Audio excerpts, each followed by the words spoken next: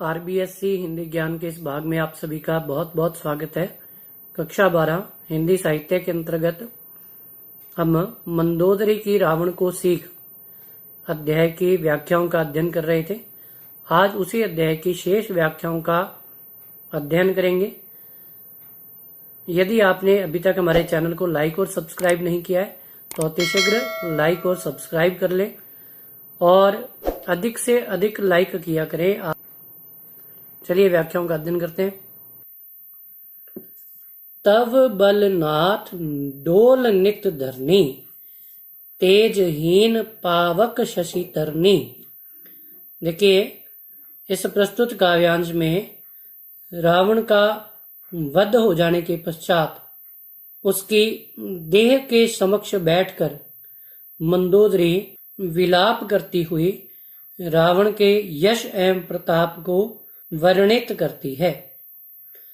तव अर्थात तुम्हारे, बल अर्थात शक्ति पराक्रम, नाथ अर्थात प्रियतम, डोल अर्थात कांपना, नित अर्थात हर बार नित्य प्रति, धरनी अर्थात धरती, तेजहीन अर्थात शक्तिहीन, पावक अर्थात अग्नि, शशि अर्थात चंद्रमा, तरनी अर्थात सूर्य के हे मेरे प्रियतम, तुम्हारे बल एवं प्रताप के समक्ष नित्य प्रति यह धरती कांपती थी और अग्नि, चंद्रमा और सूर्य भी तेजहीन हो गए थे अर्थात शक्तिहीन हो गए थे। शेष कमठ, शेष अर्थात शेषनाग, कमठ अर्थात कच्छप या कछुआ, सही सकहीना बारा कि तुम्हारे बाहर को शेषनाग और कछुआ जिन्होंने इस धरती के बाहर को वहन कर रखा है, वे भी तुम्हारे बाहर को वहन नहीं कर पा रहे थे। सो तनु भूमि परेऊ बरी छारा, आज तुम्हारा वही शरीर भूमि पर, परेऊ यानी बड़ा है, बरी छारा अर्थात राख के समान, आज तुम्हारा वही शरीर भूमि पर राख के समान पड़ा है। वरुण कुबेर सुरेश समीरा, रण सन्मुख धरी काहू ना धीरा।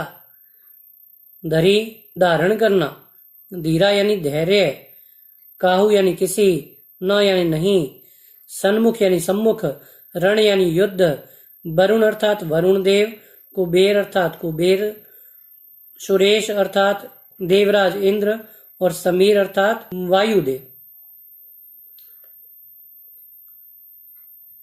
कि वरुण देव, कुबेर देव, देवराज इंद्र और पवन देव आदि किसी में भी युद्ध क्षेत्र में तुम्हारे सम्मुख धैर्य धारण करने की क्षमता नहीं थी, अर्थात कोई भी तुम्हारे पराक्रम के समक्ष टिकने में समर्थ नहीं था। भुजबल जीते हूं काल जम साई, भुजबल अर्थात बाहुबल से, जीते हूं यानी जीत लिया, काल अर्थात काल, जम अर्थात यमराज, कि तुमने अपने बाहुबल से काल और यमराज को भी जीत लिया। आज परेऊ अनाथ कीनाई, और आज इस धरातल पर किसी अनाथ की भांति पड़े हुए हो।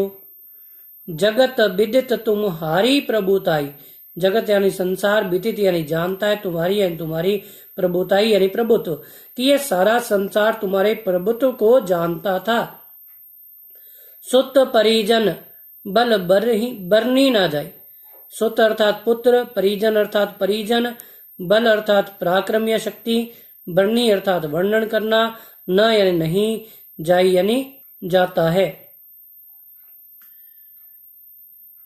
कि यह सारा ही संसार तुम्हारे प्रभुत्व को जानता है। तुम्हारे पुत्र और परिजनों के बल और पराक्रम का वर्णन नहीं किया जाता या नहीं किया जा सकता, अर्थात वे अत्यधिक बलशाली थे। राम विमुख उस हाल तुम्हारा, कि राम से विमुख होने पर उस हाल तुम्हारा, तुम्हारा यह हाल हुआ है। राह ना कहू कुल रोवण हारा, कि अब तुम्हारे कुल में कोई भी रोने वाला अर्थात शोक को व्यक्त करने वाला नहीं बचा, अर्थात सभी मारे गए हैं। तब बस विधि प्रपंच सब नाथा। तब यानी तुम्हारे बस यानी वश में, विधि यानी ब्रह्मा, प्रपंच यानी पंच महाभूत सब नाथा के हे प्रियतम, तुम्हारे वश में ब्रह्मा की यह संपूर्ण सृष्टि और पंच महाभूत अर्थात पृथ्वी, जल, अग्नि, वायु और आकाश सब है यानी भय से युक्त होकर, दिसीप, दिसीप यानी दिशाएं, नित दिशाओं के पालक, नित यानी सदैव, नाव ही माथा कि सदैव नतमस्तक होते थे। अब तब सिर बुझ जम्बुक खाही कि अब तुम्हारा सिर और तुम्हारी भुजाओं को सियार खा रहे हैं। राम विमुख यह अनुचित नहीं कि राम से विमुख होने के कारण यह अनुचित नहीं है, अर्थात यह उचित ही है क्योंकि तुमने राम का विरोध किया था।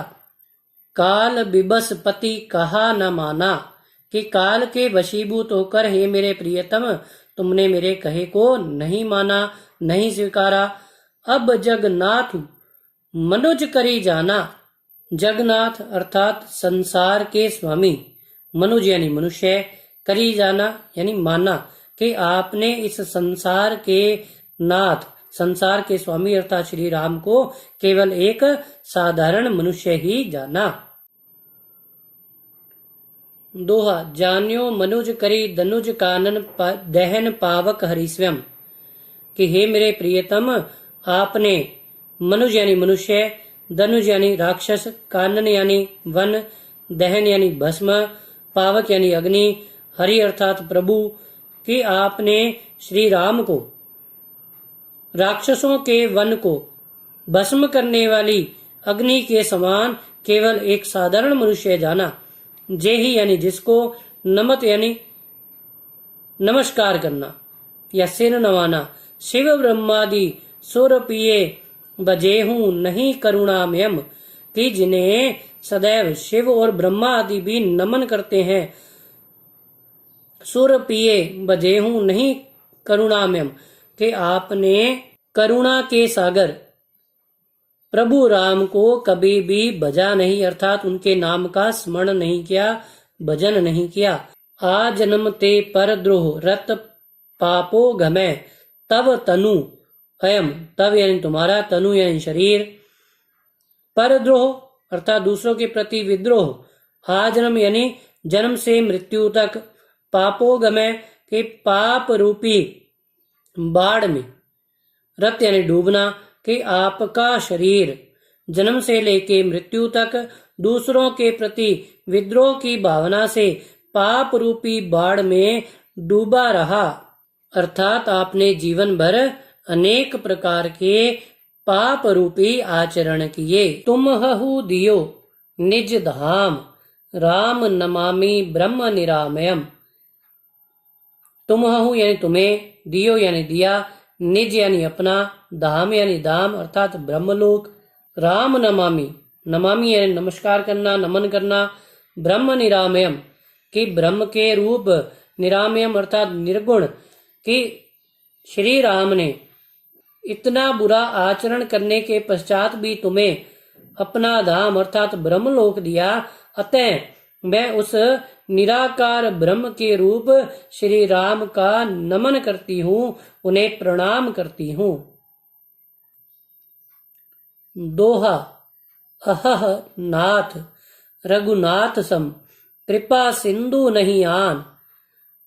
मंदोदरी करुण स्वर में कहती है कि हे नाथ, श्री राम के समान कृपा के सागर अन्य कोई नहीं है। जोगी वृंद दुर्लभ गति तो ही दिन ही भगवान। जोगी यानी योगी, वृंद यानी लोग, दुर्लभ यानी दुर्लभ, गति तो ही यानी तुम्हें, दिन ही भगवान दे दिया है भगवान राम ने कि भगवान राम ने जो गति योगी लोगों को भी, योगियों को भी दुर्लभ है, योगियों के लिए भी दुर्लभ है उस गति को तुम्हें सहज ही प्रदान कर दिया है। आशा करता हूं कि मंदोदरी की रावण को सीख से संबंधित ये व्याख्याएं आपको भली भांति समझ में आई होंगी। इसके पश्चात हम कवि रहीम की व्याख्याओं का अध्ययन करेंगे। धन्यवाद।